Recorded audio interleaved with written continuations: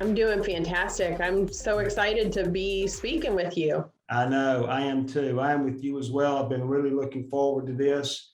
You're kind of a star in my eyes, and it all began with the movie, The Baby Boomer Dilemma, and we saw you in that. I was watching it actually with my wife, and she was like, "Oh, you got to get in touch with her. She's got the passion and the desire to make sure these products get into the hands of the people that need them."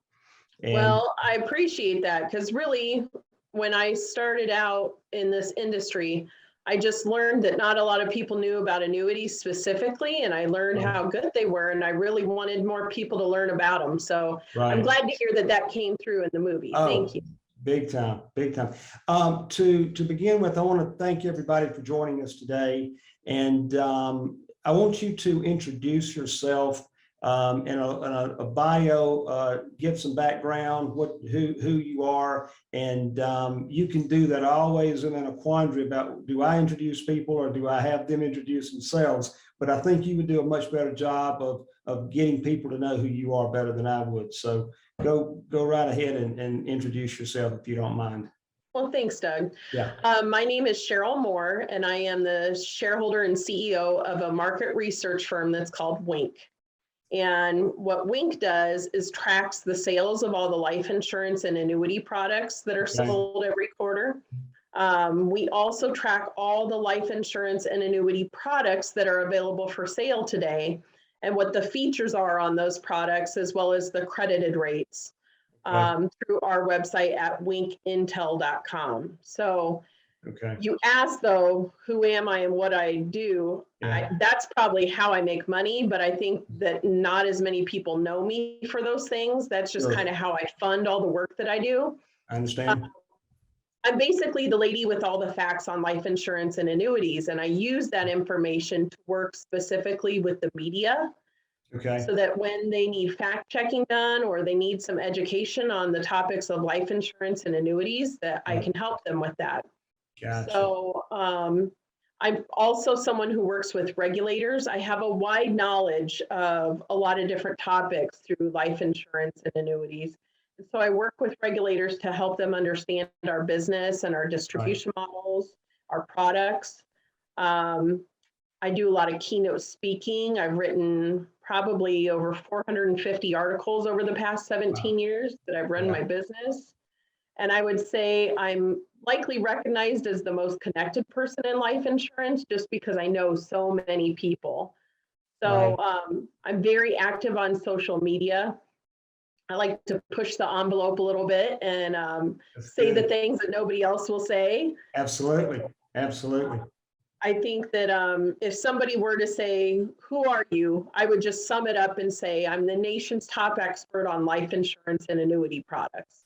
And then that's exactly why I wanted to have you on our show today, because I feel like that the information, again, the passion and the desire that you have to get this information out, because I've been in this business for 34 years this year, and I know where life insurance companies were in the olden days, back in the teens, the 20s, the 30s, and the 40s.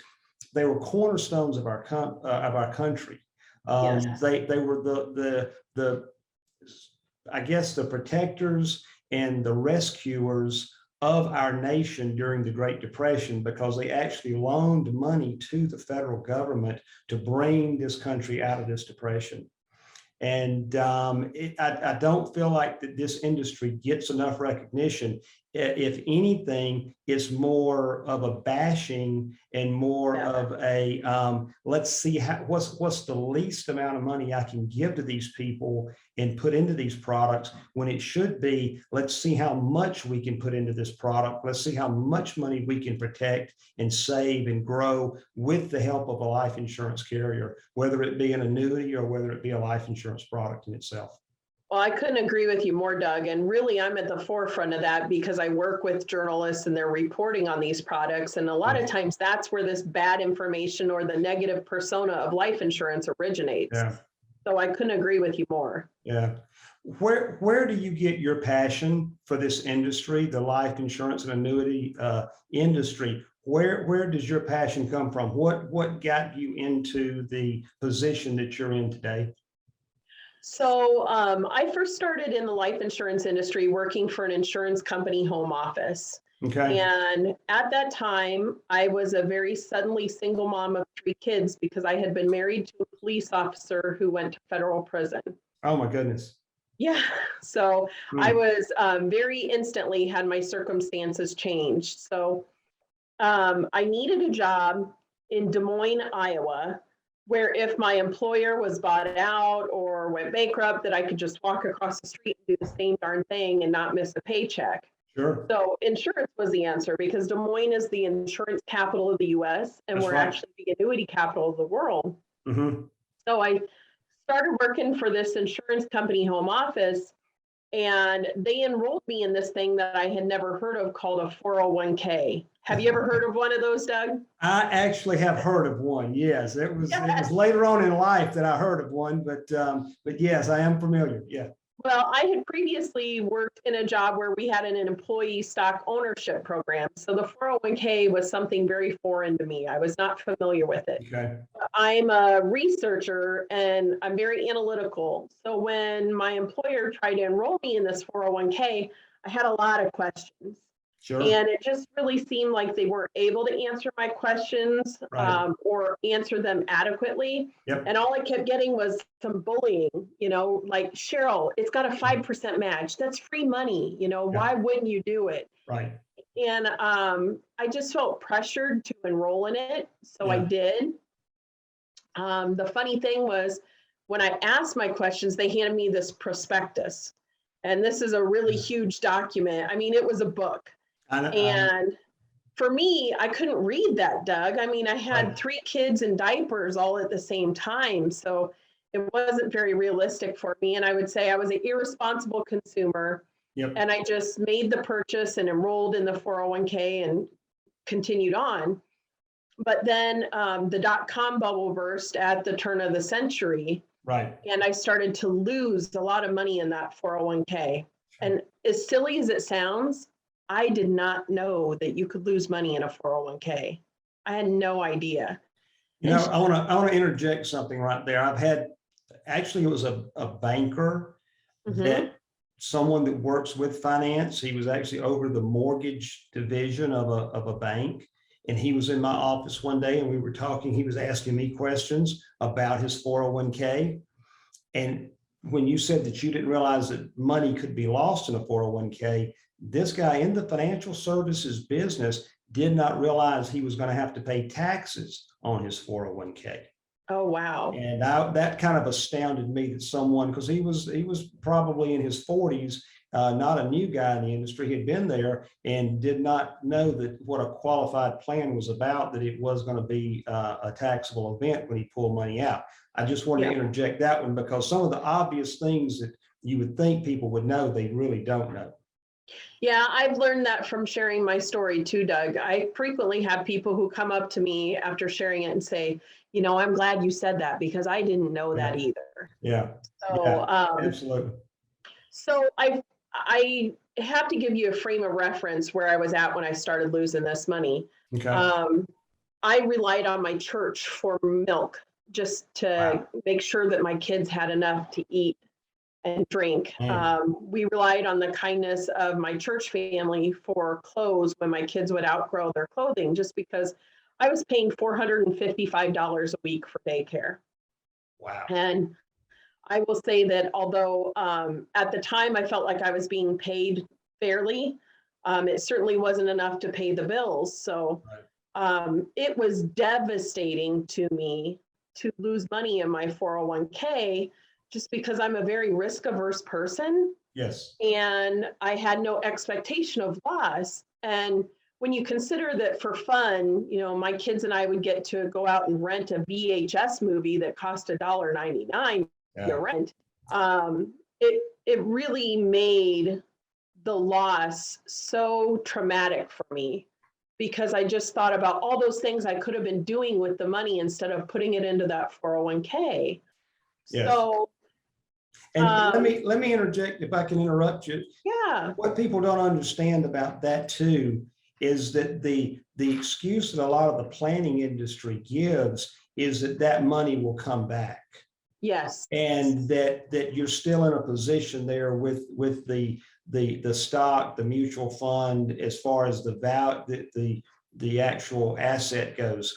But what people don't understand is that somebody, when the market goes down like that, somebody has gotten that money. That has been sold, and somebody has your money. And from my position, I don't want my clients to lose. I don't care if they're 35 or 30 or 45 or 60. I don't think we should lose money, period. That's how I feel too, Doug. And it's something that the financial planning industry, to me, has thrown out there that says it's okay to lose in the stock market because it's going to come back, or it always does come back, or those types of things. Didn't mean to interrupt you, but I wanted to put that in there because I don't believe in that money going down. I don't care what age you are in an account. I don't like losing money, period. Yeah, that's how I am too, Doug. I'm very risk averse. I was raised largely by my grandparents because my parents were teenage parents. And so I got to listen to grandma and grandpa and their concerns about retirement and their values. And that really made it so that I valued money in a way that other people my age maybe didn't. Amen. And so I at this point where I'm losing money, you know, you got to understand, I'm frantic. Like I'm logging on to the American Century website every day, just watching my money go down. Yeah. And I'm stressed out. So I complained to my boss because my parents are not knowledgeable when it comes to finances. And I said to my boss, you know, I'm just scared. I don't know what to do. I'm losing all this money and I'm afraid to lose it all. And I didn't even know I could lose money in this 401k thing. Right. And he says, well, Sheryl, why didn't you buy an indexed annuity? Now you have to understand, the company that I worked for was the #1 seller of indexed life insurance in the country. And indexed annuities were an afterthought because our regional vice presidents did not get compensated on annuity sales at that time. Wow. Which is a lot of politics. I mean, that's what it comes down to is politics. Sure. So I knew about life insurance at that time, but I didn't really know what an annuity was. So I said to my boss, what's an annuity? You know, I'd heard the word before, but I didn't know what it was. Right. And he says, well, an annuity is basically a retirement savings product where if you put your money into it, then at some point you can activate payments on it. And those payments will last until the day you die, even if you live to be 150 years old. Yeah. And I thought, gosh, that sounds like something my grandparents need because they've been expressing concern about running out of money in retirement. Right. And I thought, boy, this sounds so good. I didn't even know that there was something like that. And I said, so what's an indexed annuity? And he says, well, that's the way that the annuity earns interest. No matter what, you can't earn less than 0%. So you can never lose money like you're losing in your 401k as a result of the market's performance. Right. But what's cool is you can earn money based on the market's upward performance. That's So right. if the market goes up 20, you probably won't get the whole 20. You might get half of that. Right. And this is at a time when interest rates were much higher, certainly higher than they are today. But he says the interest is limited, but it's based on the performance of the stock market. And to me, that sounded perfect. Absolutely. I just said, where can I buy an indexed annuity? This sounds great. I wish I would have bought that instead of this 401k, you know? Yeah. And he says to me, Sheryl, and I'll never forget the look on his face. He just looked like I was so pathetic. And he said, the company we're employed by is the #1 seller of indexed annuities in the country. Amazing. Amazing. Yeah. Yeah. I was angry, Doug. I was just furious.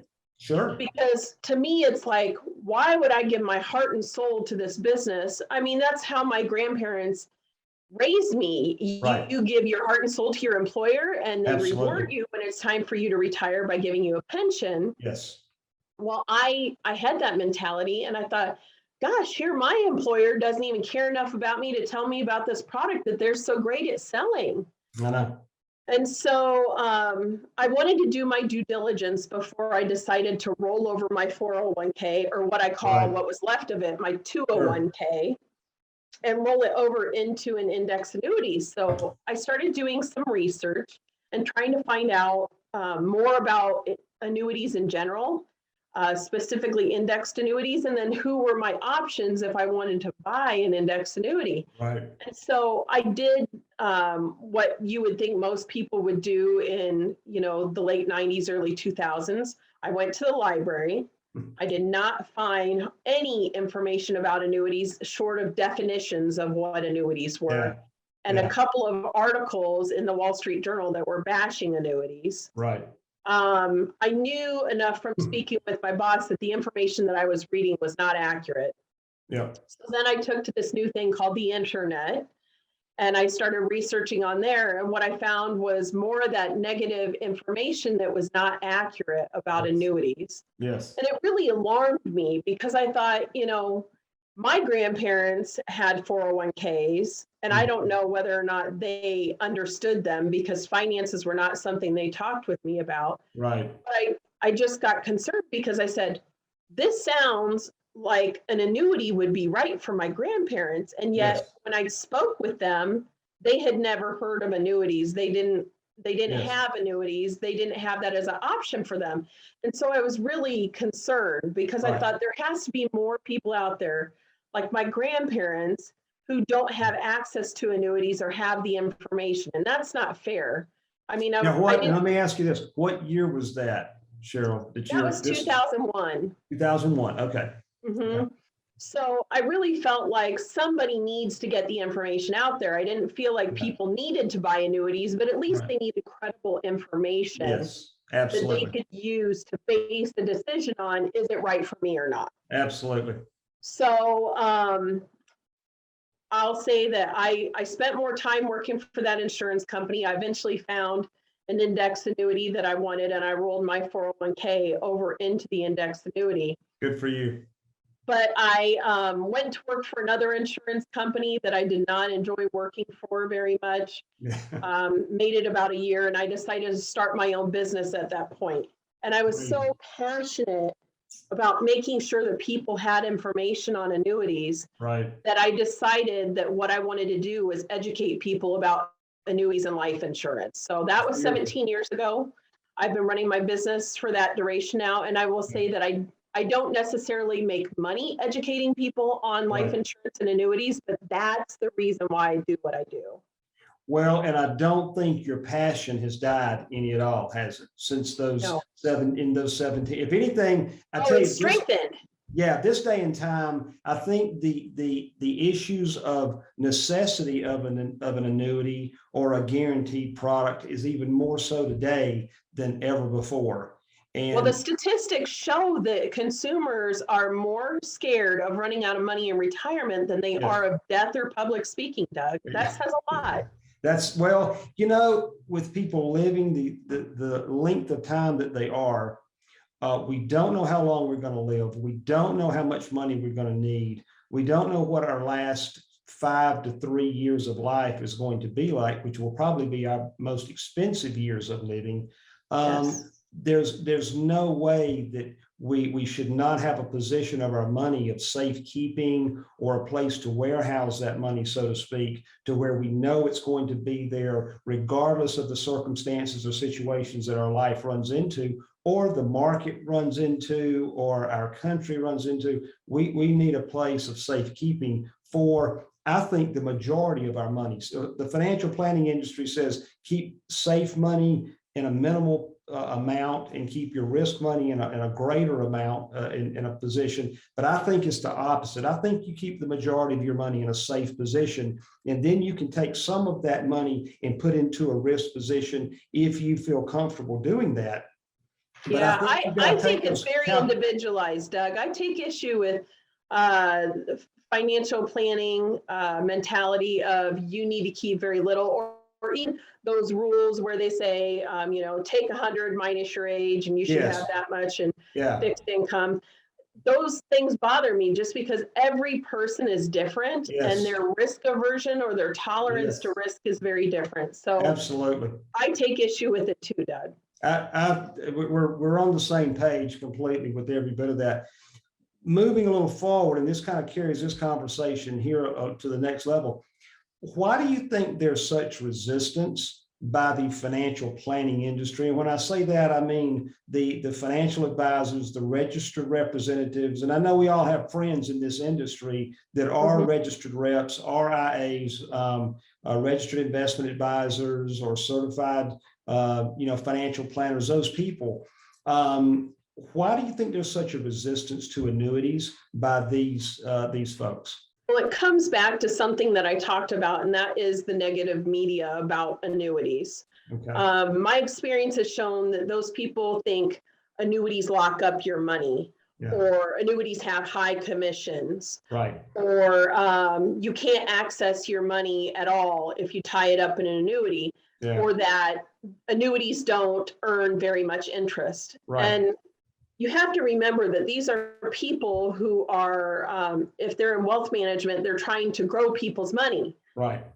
They're not necessarily thinking from a mindset of this is an insurance product and we need to mitigate risk. Right. So how can an annuity be used to safeguard the risk of outliving your retirement or living too long? Right. And so I think that that frame of mind or that mindset combined with all of this negative, inaccurate media about annuities really combines into a perfect storm of bias so that they're not willing to consider annuities. But the facts are, there are surrender charges on annuities, but most annuities allow you to take out 10% a year without even paying a penalty on it. Right. And annuities don't pay high commissions. The funny thing is that one of the biggest reasons that I get as an objection to those kinds of folks selling annuities is they say, well, this pays a commission of 5%, and that's ungodly high. I charge 1%. Yeah. And I say, now, wait a minute. You charge 1% of assets under management. So you're getting 1% every year of your client's money, right? That's right. And they say, yeah. And I say, well, that 5% commission that you reference is paid one time. That's right. And the annuity is maybe 10 years old. Yeah. So being paid 5% one time over 10 years compared to being paid 1% every year for 10 years, it doesn't stack up, guys. That's not a fair comparison. And so once I educate them on that, that's another thing that will cause them to question what they've learned about annuities. So I'll tell you something else too. What I have learned in that situation is that the 1% that they're earning every year is coming out of the client's money. Yes. The 5% that the agent or the advisor that sells an annuity, that comes money from the comes out insurance from the insurance company. The client is 100% whole. There's no money taken from the client in that transaction. Right. And again, with index annuities, like you were talking about, which I really favor and think are great products, if you can help the client to understand what the surrender period is, why it's there, they understand it and understand insurance companies invest for the long term. So when they take your money and they put that money in a long-term position, like a bond or whatever product it is that they're using to invest that money, safe product they're using to invest that product in, if they have to remove that money from that product to pay you back, if you take your money out more than the 10%, they're penalized. Right. So all they're doing is passing that cost back on to you because they're trying to make money themselves with your money to be able to pay you a interest rate or a credit on your money. So it is you call it a commission, but really it is a mission that we're all on here trying to grow our money. And I don't think people realize that when you're working with people in safe money, it is a commission by the insurance company and by the client and by the advisor to make sure that that client or that consumer stays whole and that this money is there to do for them what they need it to be done without having to worry about losing that money. Yeah, I get discouraged that we have so many different types of financial services professionals, Doug. Yes. there's so little education done to help prepare consumers to understand that Yes. and know what are the different types of financial professionals and what do they do or not do. Yeah. Because the truth of the matter is, you know, the guy who sells you your auto insurance is probably not going to be able to help you to purchase an annuity. Right. And the guy who you work with at Merrill Lynch is probably never going to suggest that you buy life insurance. That's right. So you need all types of these financial services professionals, but the bottom line is a lot of times they don't play well in the sandbox together, Doug. Yeah, that is so powerful what you just said, because the financial services profession, we're caught up in a thing here. To me, it seems like a lot of times where we're fighting with each other, and Dave Ramsey is bashing insurance agents, and the insurance agents are bashing the advisors, and you don't have a lot of cohesion or congruency when everybody should be trying to. There's so many attitudes out there about products and the ways people are doing things. If you look at the medical industry, all those doctors work together. If your general practitioner sends you to an orthopedist, the orthopedist does his job, and then he sends you back to the general practitioner. He doesn't try to keep you for himself and say, Right. I want to take this general practitioner's business and he's going to become my patient, regardless if I know how to be a general practitioner or not. And we have that in the financial services industry so bad, and it just destroys, to me, the consumer's ability to understand, to grow their money, to keep their money safe, and to move forward in a progressive fashion with their money on into retirement. It's really detrimental to the consumer for our industry to be that way. I think it destroys our credibility to some degree too, Doug. Yes. Yes. I mean, financial professionals across the board, because then it creates a sense of distrust with the prospect or the consumer. Big time. And Absolutely. they don't know who to trust, you know, and then they're left alienated or stagnant and not able to make choices because they don't know who to trust. So 1000%. That's said beautifully. Let me ask you this. From your position, why and how should an annuity be a part of a person's portfolio? We get it, this conversation we're having about the different viewpoints from financial advisors. From your viewpoint, how and why should an annuity be a part of a person's portfolio? Well, I think that there are like three main reasons why somebody may want to purchase an annuity. Okay. For when you're retired, that portion of your money that you cannot live without, that you need to pay for your basic living expenses. Right. I like to call it an income floor. Yes. So for that amount, if you know I need at least X amount of dollars every month to live off of, it might be a good idea to purchase an annuity to make sure that you have at least X every month, because that can guarantee that income. If you're worried about living too long and running out of money in retirement, that's a great reason to purchase an annuity. Yep. And then I think the third reason, that's the main reason in my mind that people might want to consider annuities, is if you're concerned about taxes and minimizing the amount of taxes that you have to pay, because annuities are tax deferred, which means I can purchase one before cashing my paycheck, and then I don't have to pay taxes on that money until I start taking money out of the annuity. But the other great thing, Doug, is that you're not taxed on the interest that you earn while you're saving for retirement until you start taking that money out. So there are a lot of tax advantages to annuities. And I know that right now, I mean, we're looking at tax rates going up undoubtedly just because of the deficit that we're in. Yep. But I like it because I'm in a 38% tax bracket personally. And I'd like to think that when I retire, maybe I'll be in a 15% tax bracket. Yes. So I'm stocking my money away now that I'm at the higher tax bracket, but I'll save money by being in a lower tax bracket once I start taking the income out of my annuity. Absolutely. So those are the main three reasons that I think really make an annuity necessary, but there are certainly other reasons for people to consider them. I had a lady who actually is my sister's grandmother, Okay. and she had literally over $1 million in cash sitting in her side table next to her recliner. Wow. And she had 26 different certificates of deposit at different banks all across the state of Iowa. Yeah.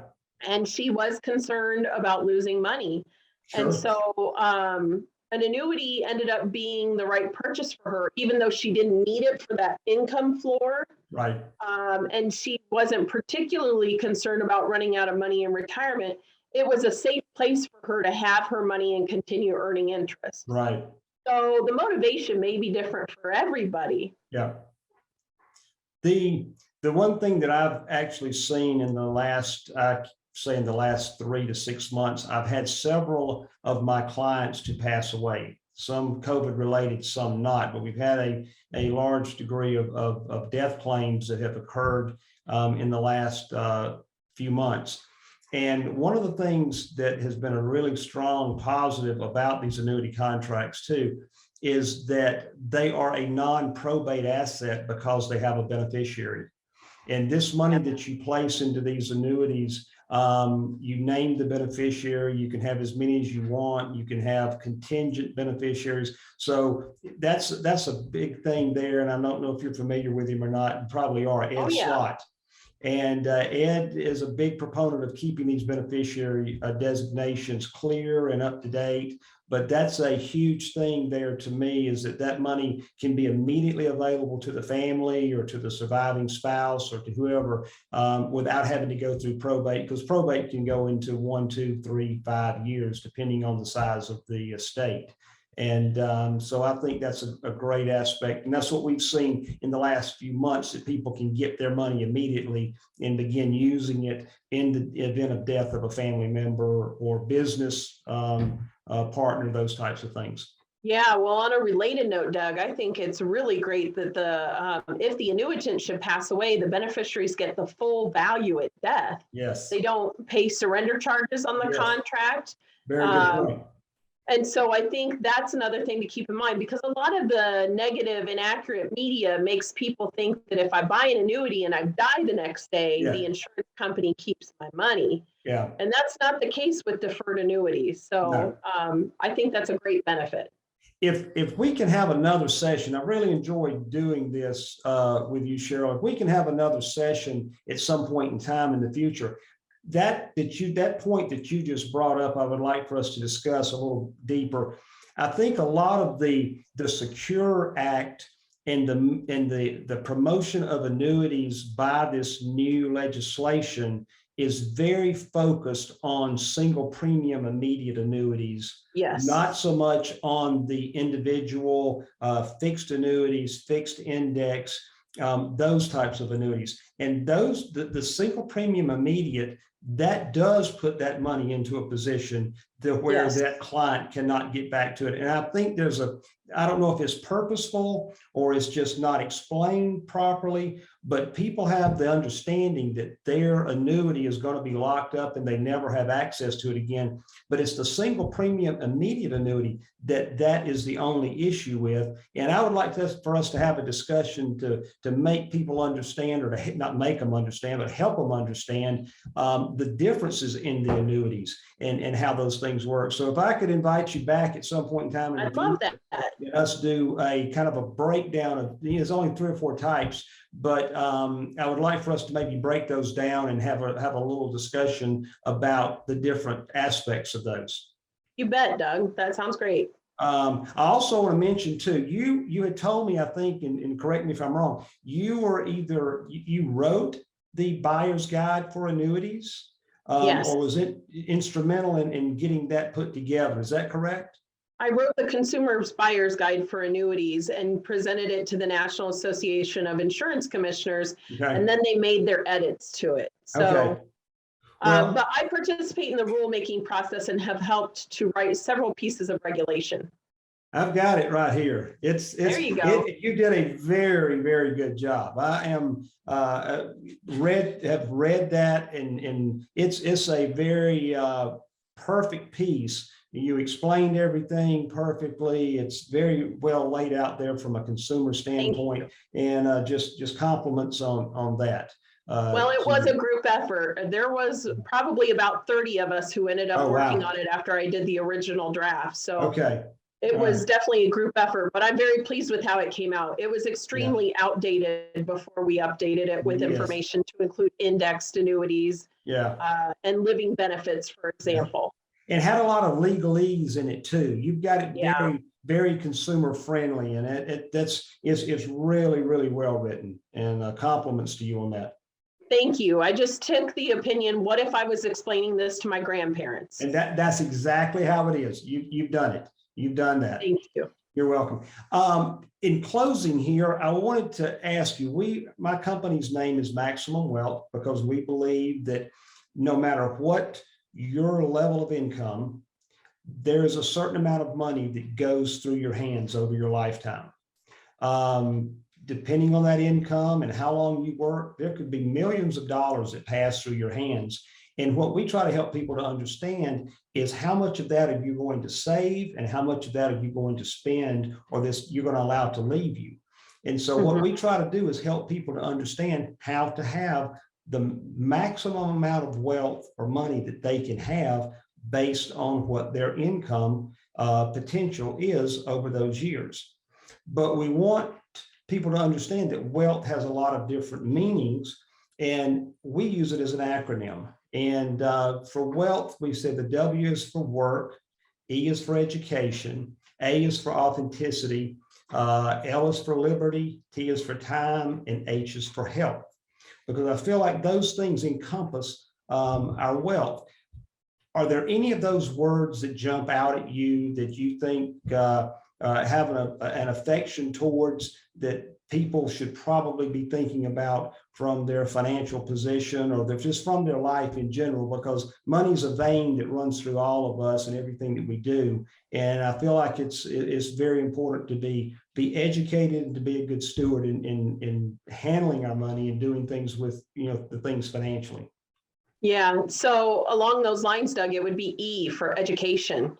Awesome. Just because I'm a big believer in getting more information, and I had to learn the hard way that you shouldn't give up on your search for finding that information before making a purchase. We don't know what we don't know. Right. And I think that certainly if you aren't in financial services, then there are so many different products out there that you may not know about, and they may be good solutions for you, but it's hard because you have so many different financial services professionals to get credible information. And so I would stress education and searching out information. I think the internet is probably the best place to start right now. Yeah. But if you can get lined up with somebody who you trust and you appreciate, who you feel like can give you some credible information. And by that, I mean, if you ask them a question they don't know and they tell you, I don't know, but I'll look that up and I'll get back with you. You need somebody who has integrity. Absolutely. Yeah. And so I would say education is the one that resounds with me, Doug. Thank you very much for that. I appreciate that very much. Sheryl, thank you so much for your time. We want to have you back, and let's do this again. We really enjoyed it.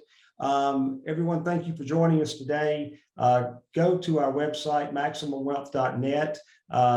Subscribe to our channel, like this if it's good for you. And thank you for joining us today. And we'll be back with a new video later on. Thank you so much. Bye, Sheryl. Thank you.